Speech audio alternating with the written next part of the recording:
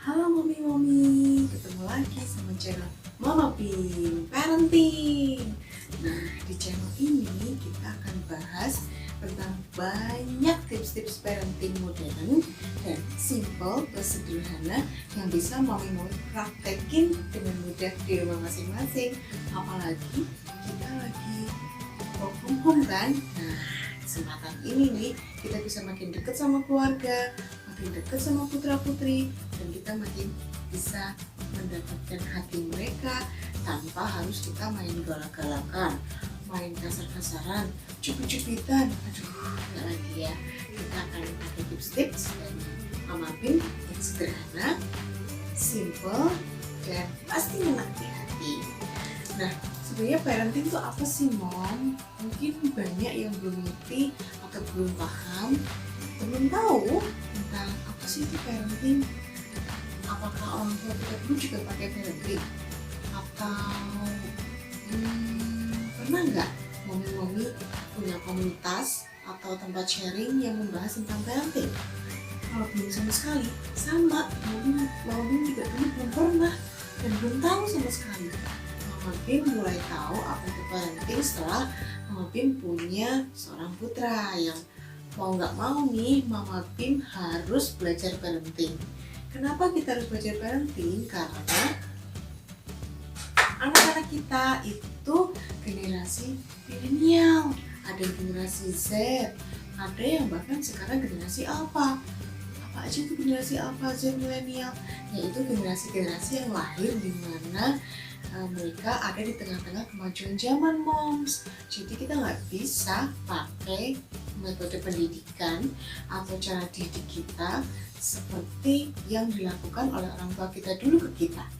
Ya bisa sih, tapi nggak bisa 100% dipraktekin semua gitu. Nah, sekarang kita bahas ya, sebenarnya apa sih yang membuat parenting itu sebenarnya terasa mudah dijalankan, tapi kelihatannya ribet. Kan harus baca buku tentang tips-tips parenting, kan harus ikut komunitas, aduh kan harus undang praktisi parenting, harus ketemu psikolog anak. Aduh gimana tuh, nggak punya waktu. Bisa kok, Mom. Dulu juga Mami nggak bisa kayak gitu, berpikir sama seperti mami-mami semua. Tapi Mami yakin dengan belajar sederhana, kita ambil poin-poinnya aja, tips-tips sederhananya kita bisa praktekin kok. Ini Mami mau share ke mami-mami semua. Sebenarnya kita butuh psikolog anak nggak sih? Masalah psikolog anak itu keterkaitannya dengan permasalahan anak itu sendiri, Mom. Kalau selama ini anak kita belum menunjukkan sesuatu tingkatan atau level anak yang katakanlah, aduh susah banget diatur nih, aduh kayaknya dia punya kecenderungan untuk melakukan hal ini deh, dia ada kecenderungan untuk melakukan hal penyimpangan deh, kita mungkin bisa pakai tenaga psikolog anak. Tapi kalau cuma gara-gara nggak mau beresin baju di kamar atau nggak mau bantuin mami nyapu, kayaknya kita masih bisa deh urus mereka dengan tips-tips parenting kita supaya mereka tetap jadi anak-anak yang manis, baik dan bijaksana serta gembira. Nah, yang pertama dulu yang Mama Pin lakukan adalah bonding ke anak. Nah, bonding ke anak pasti mami-mami udah tahu nih kalau mama muda, apalagi yang baru aja punya newborn baby. Senang-senangnya ya, Mom ya. Dan bondingnya akan terasa banget dan terus-menerus. Bonding itu apa, Mom? Bonding itu ikatan batin antara ibu dan anak yang bisa terjalin dengan berbagai cara. Salah satunya ASI, kemudian mandi saat ibu memandikan anak, kemudian saat ibu memijat anak, kemudian saat ibu membacakan buku cerita ke anak, dan ada juga saat ibu memberikan fasilitas bermain dan ibu bermain di situ bersama anak. Jadi ada keterlibatan ibu sama anak. Itu bonding, Mom. Penting nggak sih bonding itu? Sangat-sangat penting, Moms. Kalau mau lihat zaman sekarang, kok banyak ya anak-anak yang bisa kayak gitu penyimpangannya. Contoh nih, ada kasus yang baru-baru kemarin, seorang anak tega ngebunuh anak juga yang umurnya jauh lebih muda daripada dia. Dan anak ini juga masih kategori remaja. Apa nggak deket tuh sama orang tuanya? Apa nggak pernah dibilangin sama orang tuanya? Apa anak ini nggak belajar tentang norma sosial? Atau gimana sih? Nah, mungkin salah satunya karena tidak adanya keterikatan dan keterbukaan antara anak dan orang tua, Mom. Itu penting banget supaya anak kita itu mau curhat, mau terbuka sama kita, mau ngobrol sama kita. Nah, samalah seperti kita. Kalau kita punya teman, kita mau curhat sama teman kita pasti ada perasaan yang kayak nyaman, ada perasaan yang kayak percaya ke dia. Nah, itu yang kita tanamkan ke anak kita, Moms. Dan itu gampang-gampang susah. Tapi akan semakin susah kalau Mommy sama sekali tidak mempraktikannya, mulai dari hal yang paling kecil. Manfaat bonding yang lain, selain mencegah penyimpangan sosial terhadap anak, juga membangun komunikasi yang baik. Jadi kita bisa bertukar pendapat dengan anak, memberikan rasa percaya kepada anak, dan anak bisa menjalani hidupnya serta masa depannya dengan baik pula. Nah, Mama Pim pertama yang dulu Mama Pim lakukan adalah mendongeng. Mendongeng itu banyak caranya, Moms. Boleh pakai buku, boleh juga tanpa buku. Kalau Mama Pim pakai buku sementara ini. Nah, kapan mulai mendongeng untuk anak? Mama Pim lakukan ketika si putra Mama Pim ini, anak pertama Mama Pim, mulai berusia 1 bulan. Loh, bayi bisa didongengin? Bisa sekali, Moms. Dan ini sangat membantu dia bisa tidur nyenyak dan menjalin bonding yang kuat serta baik kepada orang tuanya, terutama mamanya. Nah, bonding ini, mendongeng ini dengan cara mendongeng, bonding dengan cara mendongeng ini boleh nggak dilakukan sama ayahnya atau eyangnya? Boleh, Mom. Siapapun bisa melakukan bonding dengan cara mendongeng ini untuk anak-anak mereka. Nah, yang pertama, terus kita pakai buku apa kalau sama bayi? Nah, masalahnya yang Mama Pim temuin di lingkungan, terutama di negara kita, itu belum banyak diproduksi buku-buku yang memang support untuk mendongeng anak di bawah usia 1 tahun. Jadi susah sih nyarinya dan kita harus all shop. Waktu itu Mama Pim sempat mencari salah satu di all shop terkenal yaitu Shopee.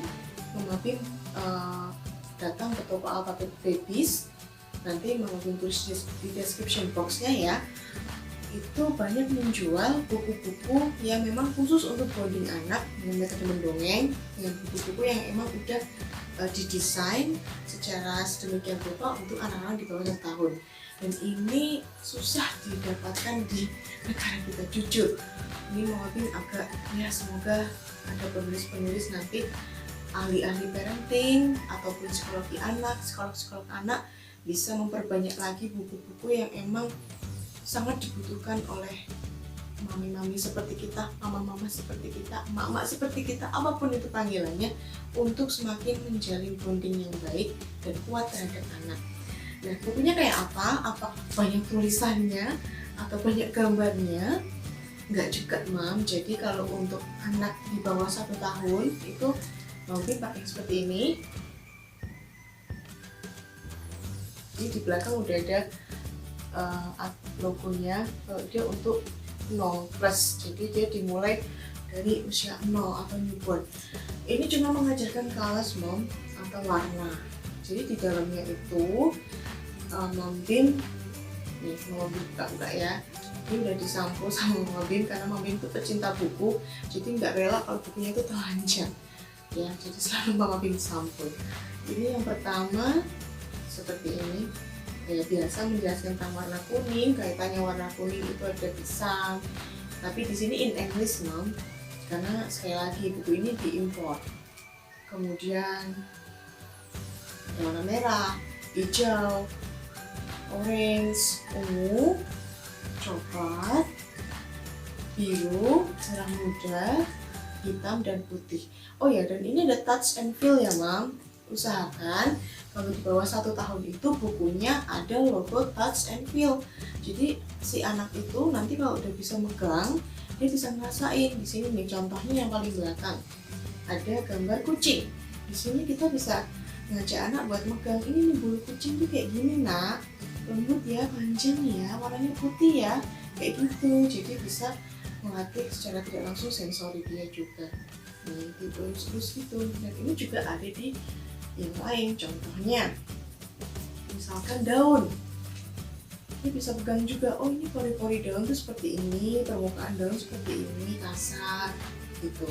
Dan ingat mau berikan warna-warna yang primer, jangan warna-warna yang udah dicampur. Contohnya seperti Tosca, dongker, navy, atau maroon dan segala macamnya. Itu mata anak kita belum siap untuk menerima gambar-gambar atau warna dengan unsur-unsur percampuran seperti itu. Jadi anak kita itu kalau di bawah 5 tahun, mata mereka setidaknya menangkap warna-warna primer seperti merah, kuning, hijau, oranye, ungu, warna yang jelas gitu ya, namanya bahasa umumnya ya. Jadi tidak ada percampuran warna putih dan hitam seperti itu. Nah, buku ini cuma seperti ini karena kalau waktu kita mendongeng newborn atau kita mendongeng bayi kita nggak banyak cerewet gitu ya Mam, seperti kita mendongeng anak usia 2 tahun. Nanti juga akan Mama kasih tips untuk mendongengi anak usia 2 tahun. Jadi kita cuma memperkenalkan, ini ada temen adek, ini pakai handuk habis mandi, warnanya merah muda, coba dipegang handuknya, kayak gitu aja Mam. Itu udah bikin bonding kita sama sang anak makin deket dan makin baik. Nah, cukup itu dulu ya Moms ya, review buku sekaligus tips parenting sederhana dari Mama Bim. Sampai jumpa lagi di channel selanjutnya yang kita akan bahas tentang buku-buku dongeng yang lain kaitannya tentang parenting dan bonding kepada anak kita. Begitu ya Moms, salam untuk putra-putri terkasih Moms di rumah. Kecup sayang dari Mama Bim. Jangan lupa like, komen, dan subscribe. Terima kasih.